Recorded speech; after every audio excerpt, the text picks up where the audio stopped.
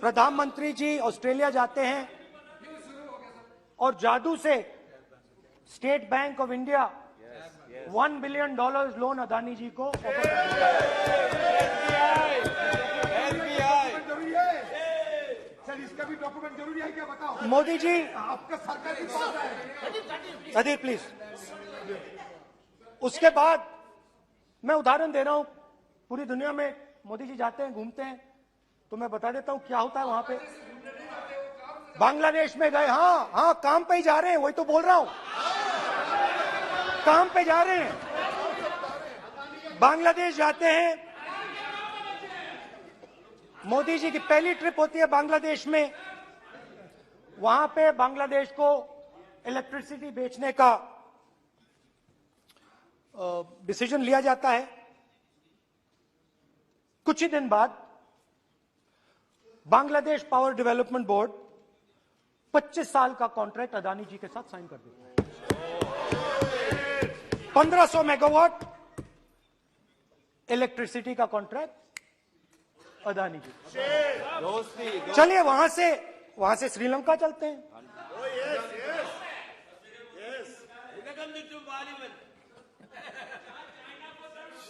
जून 2022 में Chairman of Sri Lanka's Ceylon Electricity Board, MMC Fernando, informed a parliamentary committee in Sri Lanka in open hearing that he was told by President Rajapaksa that PM Modi pressured him to give the wind power project directly to Mr. Adani.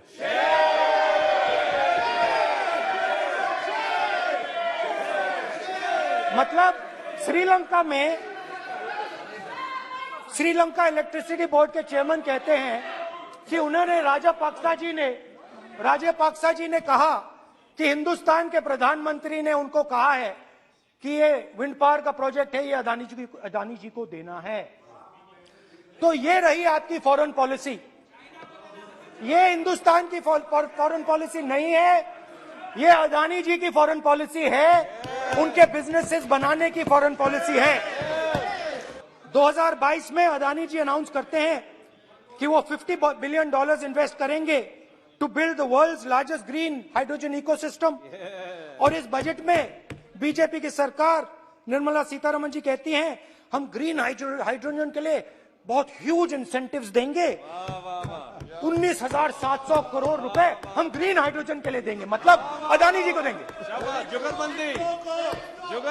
Budget में अदानी जी के लिए 50 नए airport, coastal shipping, horticulture, grain storage, ये सब काम आप कर रहे हैं। तो मेरे सिर्फ कल प्रधानमंत्री जी कल भाषण देंगे, मेरे उनसे 2-3 छोटे से सवाल हैं। मेरा प्रधानमंत्री जी से 2-3 सवाल हैं।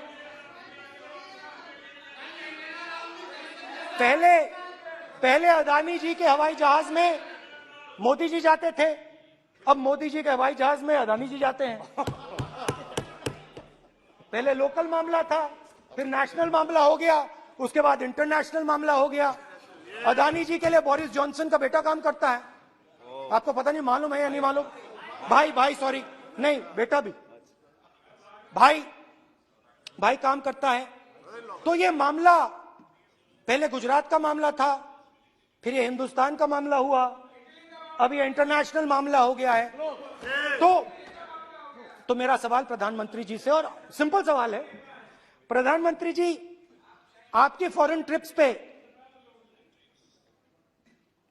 अदानी जी और आप कितनी बार एक साथ गए? अदानी जी, how many times did you travel together with Adani ji? How many times did Adani ji join you later on a visit? How many times did Adani ji travel to a country immediately after you did? And in how many of these countries after you visited did Adani ji get a contract? माननीय अध्यक्ष जी, निराशा में डूबे हुए कुछ लोग इस देश की प्रगति को स्वीकार ही नहीं कर पा रहे हैं। उन्हें भारत के लोगों की उपलब्धियां नहीं दिखती है। अरे 140 करोड़ देशवासियों के पुरुषार्थ और प्रयास का परिणाम है, जिसके कारण आज दुनिया में डंका बजना शुरू हुआ है। उन्हें भारत के लोगों के पुरुषार्थ और परिश्रम से प्राप्त उपलब्धियां उनको नजर नहीं आ रही हैं। माननीय अध्यक्ष जी, पिछले 9 वर्ष में भारत में 90,000 स्टार्टअप्स, और आज स्टार्टअप की दुनिया में हम दुनिया में तीसरे नंबर पर पहुंच गए।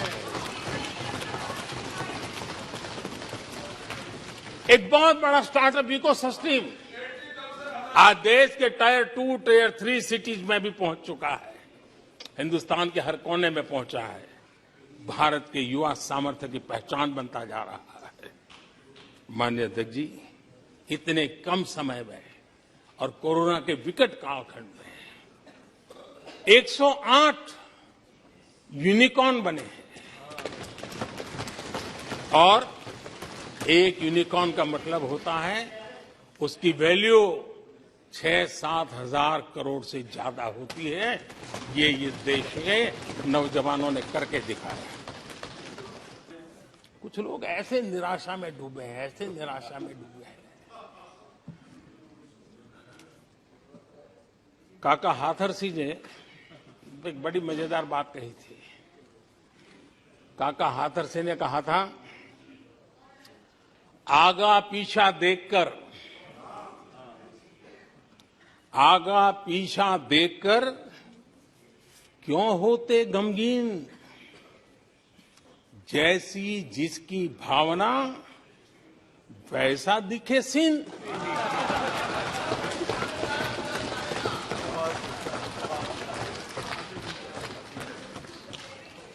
आदरणीय अध्यक्ष जी, आखिर ये निराशा भी ऐसे नहीं आई है। इसके पीछे कारण है। एक तो जनता का हुक्म, बार बार हुक्म, लेकिन साथ साथ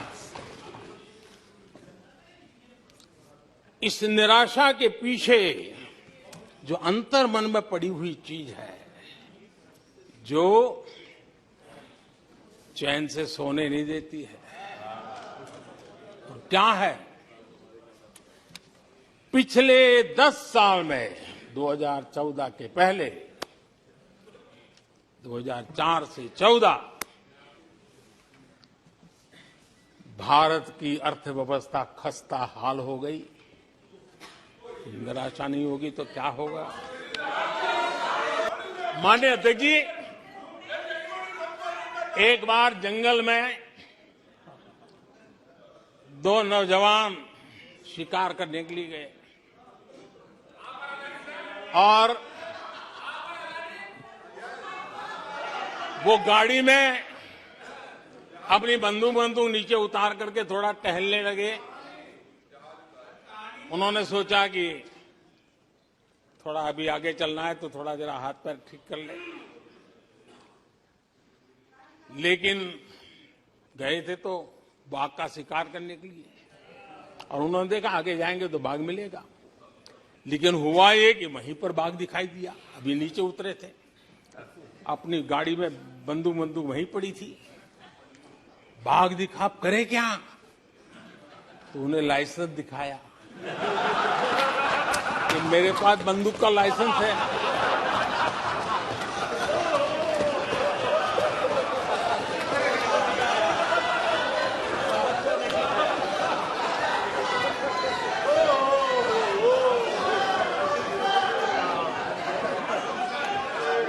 इन्होंने भी बेरोजगारी दूर करने के नाम पर एक कानून दिखाया, वो कानून बना दिया है। अरे देखो, कानून बना दिया है। ये इनके तरीके हैं, पल्ला झाड़ दिया। 4 से 14 आजादी के इतिहास में सबसे घोटालों का दशक रहा। माननीय अध्यक्ष जी,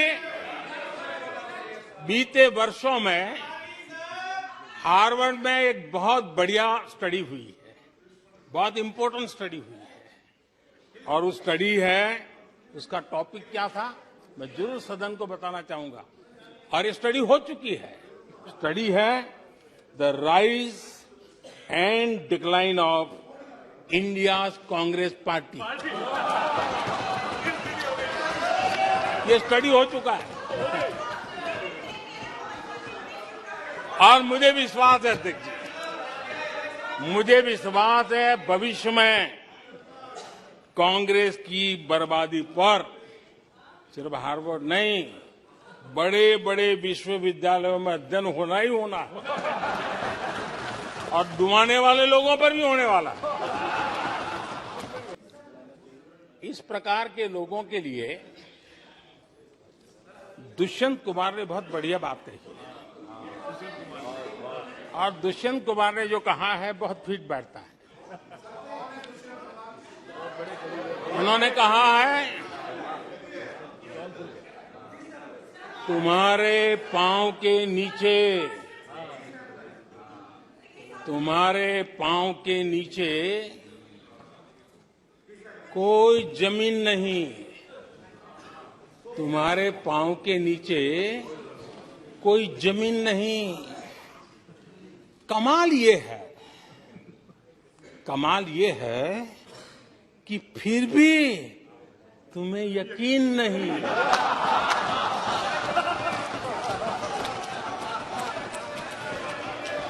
माननीय अध्यक्ष जी,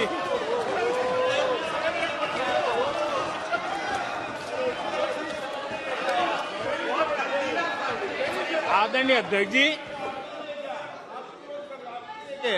सुनो फिर। आदरणीय अध्यक्ष जी, ये लोग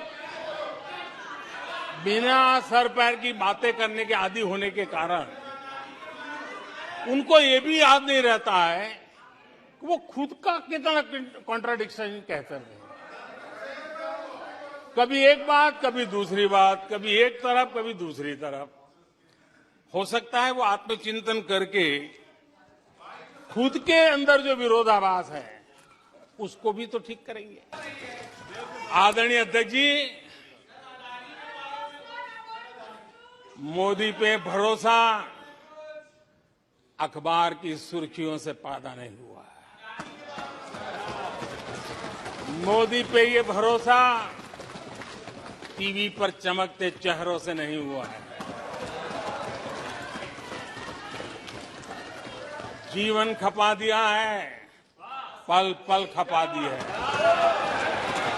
देश के लोगों के लिए खपा दी है, देश के उज्जवल भविष्य के लिए खपा दी है।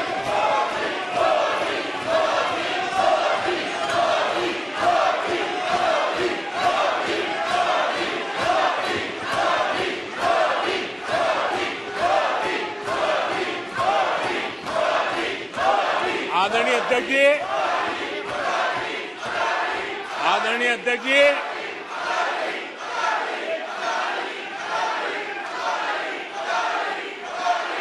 आदरणीय अध्यक्ष जी,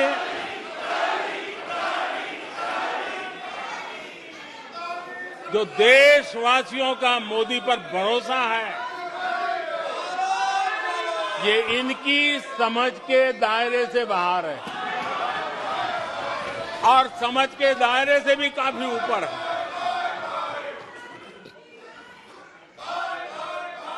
क्या ये झूठे आरोप लगाने वालों पर मुफ्त राशन प्राप्त करने वाले मेरे देश के 80 करोड़ देशवासी क्या कभी उन पर भरोसा करेंगे क्या? आदरणीय अध्यक्ष जी, one nation one ration card देश भर में कहीं पर भी गरीब से गरीब को भी जब राशन मिल जाता है, वो आपकी झूठी बातों पर, आपके गलत गलीच आरोपों पर कैसे भरोसा करेगा? आदरणीय अध्यक्ष जी, जिस किसान के खाते में साल में 3 बार पीएम किसान सम्मान निधि के 11 करोड़ किसानों के खाते में पैसा जमा होते हैं, वो आपकी गालियां, आपके झूठे आरोपों पर विश्वास कैसा करेगा। आदरणीय अध्यक्ष जी, जो कल फुटपाथ पर जिंदगी जीने के लिए मजबूर था, जो झुग्गी झोपड़ी में जिंदगी बसर करता था, ऐसे 3 करोड़ से ज्यादा लोगों को पक्के घर मिले हैं। उनको तुम्हारी ये गालियां, ये तुम्हारे झूठी बातें क्यों वो भरोसा करेगा। अध्यक्ष जी, आदरणीय अध्यक्ष जी, 9 करोड़ लोगों को मुफ्त गैस का कनेक्शन मिला है, वो आपकी झूठ को कैसे स्वीकार करेगा। 11 करोड़ बहनों को इज्जत घर मिला है, शौचालय मिला है, वो आपके झूठ को कैसे स्वीकार करेगा। आदरणीय अध्यक्ष जी, आजादी के 75 साल बीत गए, 8 करोड़ परिवारों को आज नल से जल मिला है, वो माताएं तुम्हारे झूठ को कैसे स्वीकार करेगी, तुम्हारी गलतियों को, गालियों को कैसे स्वीकार करेगी। आयुष्मान भारत योजना से 2 करोड़ परिवारों को मदद पहुंची है, जिंदगी बच गई है उनकी। मुसीबत के समय मोदी काम आया है, तुम्हारी गालियां को वो कैसे स्वीकार करेगा, कैसे स्वीकार करेगा। आदरणीय अध्यक्ष जी, आपकी गालियां,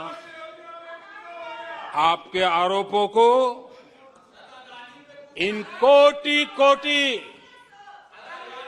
आदरणीय अध्यक्ष जी, आपकी गालियों को, आपके आरोपों को इन कोटि भारतीयों से होकर के गुजरना पड़ेगा, जिनको दशकों तक मुसीबतें में जिंदगी जीने के लिए तुमने मजबूर किया था।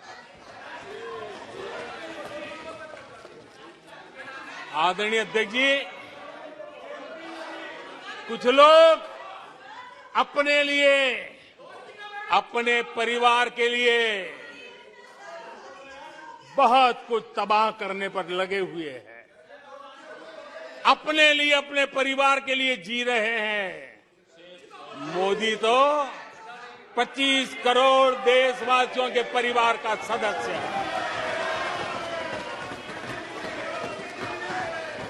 आदरणीय अध्यक्ष जी, 140 करोड़ देशवासियों के आशीर्वाद, ये मेरा सबसे बड़ा सुरक्षा कवच है।